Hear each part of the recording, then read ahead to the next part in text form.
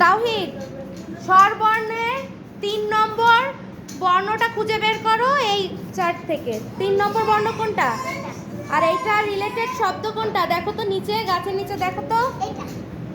ওটা কি? রস্যই। ইট। আমরা এটা এখন বোর্ডে লিখবো। যাও।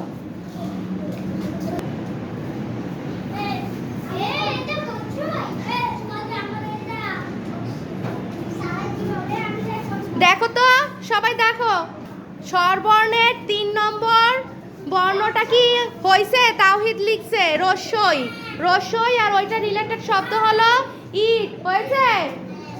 তাওহীদের জন্য তাহলে জোরে একটা হাততালি দিই, জোরে।